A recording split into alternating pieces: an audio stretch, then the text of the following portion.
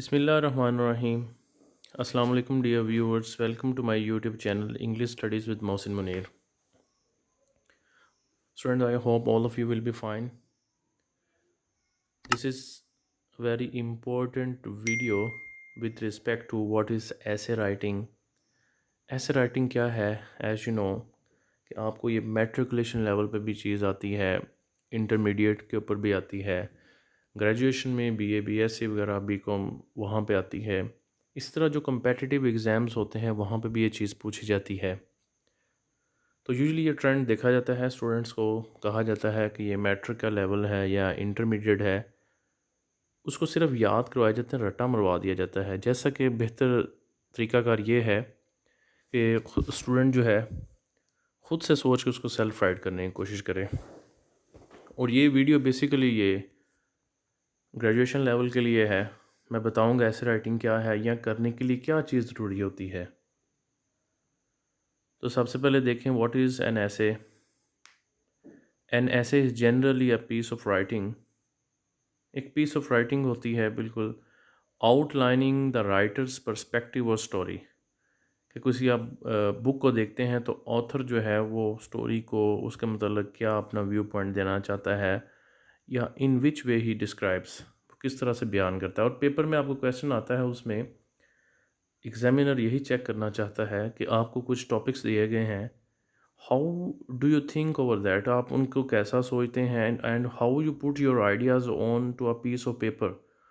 और फिर उसको कैसे कितना को लॉजिकली आप पेपर पे प्रेजेंट करते हैं और कैसी आपकी मतलब सेल्फ राइटिंग है, उसमें क्या ग्रामर स्पेलिंग या सेंटेंस स्ट्रक्चर, फिर आपने जो मटेरियल लिखा है वो कितना को रेलिवेंट है, कितना को मीनिंगफुल है।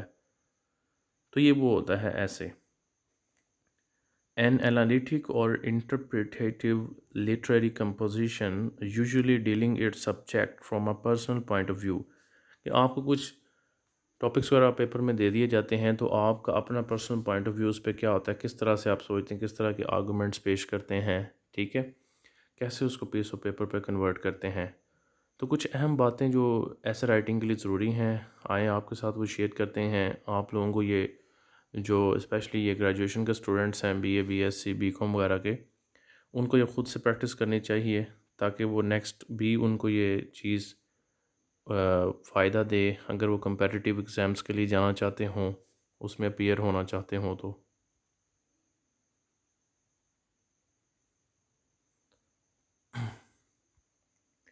ओके, तो स्टूडेंट्स ऐसे लिखने के लिए, ऐसे राइटिंग के लिए ज़रूरी बातें क्या हैं।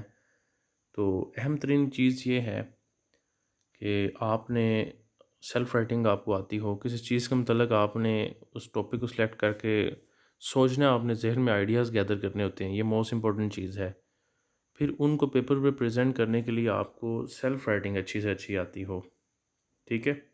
अब सेल्फ राइटिंग में आपके स्पेलिंग्स, आपकी ग्रामर, ग्रामेटिकल एक्यूरेसी कैसी है, आपकी सेंटेंस स्ट्रक्चर कैसी है, कि आप सही लिख रहे हैं या नहीं लिख रहे हैं उसको ग्रामेटिकली, ये चीज़ बहुत मैटर करती है। अगर नहीं आती ये चीज़ें आपको, तो मतलब बहुत ज़्यादा नहीं आती, तो you should start practising them on daily basis.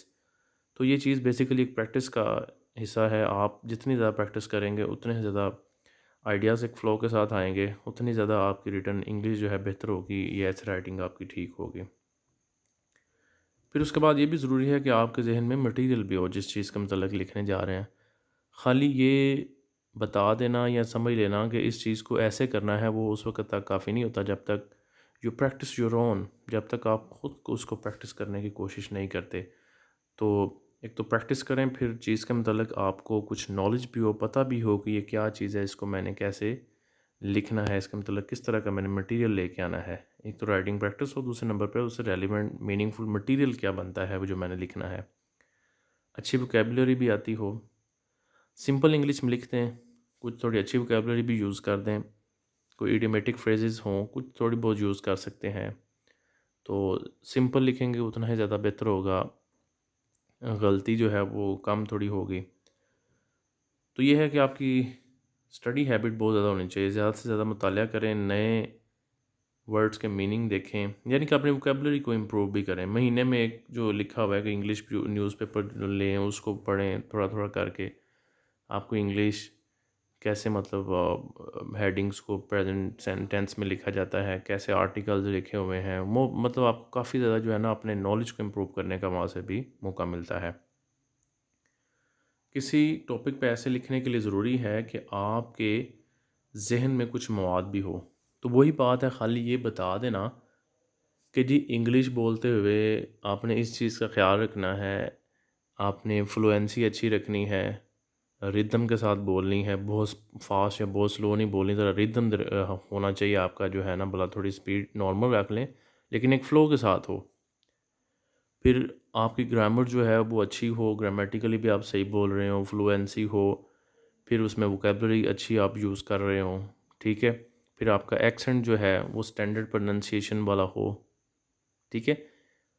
फिर कॉन्फिडेंस के साथ आपको बोलना है, फिर आई कनेक्शन कैसे अच्छा रखना है किसी के साथ वन टू वन बात करते हुए। तो ये सारी चीज़ें कोई आपको इंस्ट्रक्ट तो कर सकता है, बता तो सकता है, लेकिन उस वक़्त तक इस चीज़ का फ़ायदा नहीं होगा जब तक कि आप इसको कोई रूटीन पे बेसिस पे या डेली बेसिस पे जब तक इसकी प्रैक्टिस नहीं करेंगे।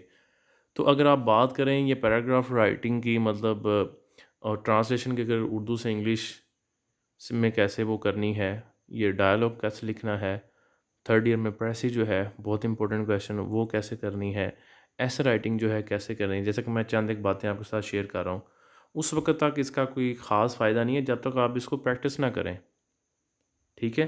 खाली ये बता देना कि इस चीज़ को ऐसे कर देना, उसको ऐसे कर देना, कि पहले इसका इंट्रोडक्शन लिख दें, आउटलाइन बना दें इसकी, और फिर बॉडीली जो में मतलब जो पॉइंट्स आपने देने हैं फिर इसका कंक्लूजन कर दें, उसका उस वक्त तक कुछ फ़ायदा नहीं है जब तक आप उसको डेली बेसिस पे करने की कोशिश नहीं करेंगे। अब एसेस की भी कई किस्में होती हैं।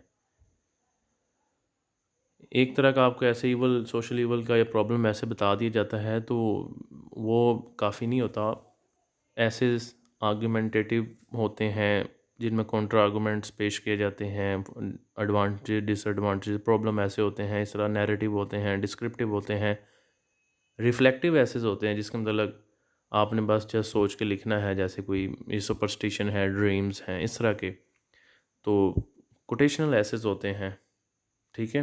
प्रोवर्बियल जिसको कहते हैं, किसी की मतलब लिखी हुई लाइन होती है, किसी की कोटेशन, जैसे pen is mightier than sword, child is the father of man, ठीक है। Sweet are the uses of adversity, a thing of beauty is a joy forever. तो ये मतलब कई किस्में हैं, आपको मतलब जितना ज़्यादा इनके मतलब स्टडी करेंगे, आपका मुतालिया जो है, फिर आप उस पे डिफरेंट तरह के एसेस पे प्रैक्टिस करना ये बहुत ज़रूरी है, ठीक है। तो उस पे आपको मवाद भी होना, मटेरियल आपके ज़हन में ज़रूरी है। जैसे लेट्स सपोज मैंने लिखा हुआ है, आपने कोरोना वायरस पे लिखना है, तो पहले आपको ये पता हो व्हाट इज़ कोरोना वायरस। फिर अगर देखें इसका क्या बैकग्राउंड बताना बेहतर है, ये कहाँ से शुरू हुआ, आप बताएं जी, चाइना का सिटी था वुहान, वहाँ से शुरू हुआ। लेटर ऑन पूरी वर्ल्ड में इसके असरात देखे गए, पाकिस्तान में भी। तो एक इसकी इस आउटलाइन बनाए, सिचुएशन अराउंड द वर्ल्ड, पूरी दुनिया से मुतासर हुई। फिर आपने सोसाइटी को ख़ास बयान करना होता है, पाकिस्तान में क्या सिचुएशन रही। फिर एडवर्स इफ़ेक्ट्स इसके क्या हुए कोरोना वायरस के, इकॉनमी हार्ड हिट हुई, अनएम्प्लॉयमेंट, कारोबार बंद हुए, एजुकेशन का बहुत बड़ा लॉस हुआ, ठीक है। तो ये उसके एडवर्स इफ़ेक्ट्स आ जाएंगे, उसमें आप सब हेडिंग बना के ये 3-4 लिख सकते हैं, इसके सिम्टम्स क्या हैं, ठीक है। तो उस पे 2-3 सिम्टम्स आप इलामात लिख सकते हैं। फिर इसकी काजेज़ क्या हैं, हाउ इट स्प्रेड्स, उस पे आप 3-4-5 लाइनें लिख सकते हैं। जैसे आपको पता है, not using face mask, not using hand sanitiser, ठीक है। फिर उसके बाद नॉट गेटिंग वैक्सीनेटेड, या सोशल डिस्टेंसिंग जो है उसका ख्याल ना रखना। ऐसी ये कई चीज़ें जो हैं, जैसे कि आप लोगों को ये आम इल्म में है, लेकिन इसको प्रैक्टिस करना बार बार ये मैटर करती है असल चीज़। फिर उसके सलूशन में इन्हीं का आप बुलेट लिख देंगे जो इसकी कॉजेज़ बताई हैं। फिर इसका कंक्लूजन लिख दें कोई भी लाइन, कि सीरियस प्रॉब्लम है, नीड्स इमीडिएट कंसिड्रेशन। तो इस तरह से आप इतनी अगर आउटलाइन बना लेते हैं, उसका बहुत एक अच्छा इम्प्रेशन होता है, और आप उस पे ऐसे भी इजीली लिख सकते हैं। तो इसमें इम्पोर्टेंट चीज़ ये है कि ये बातें आपने अहम मद्देनज़र रखनी है, लेकिन उस पे प्रैक्टिस बहुत करनी है, जो असल इम्पोर्टेंट चीज़ है, ठीक है। तो फिर मैं मज़ीद शेयर भी करूँगा आपके साथ कुछ प्रॉब्लम ऐसे जो है उसको लिखते हुए किस तरह की चीज़ें हैं जो आप जनरली लिख सकते हैं, अगर प्रॉब्लम ऐसे आ जाता है, या उससे हटकर दूसरा कोई ऐसे आता है, उस पर कैसे किस चीज़ को मद्देनज़र रखें, तो वो भी मैं आपके साथ शेयर करूँगा। फिर आपके साथ नेक्स्ट टाइम मुलाकात होगी। अल्लाह हाफ़िज़।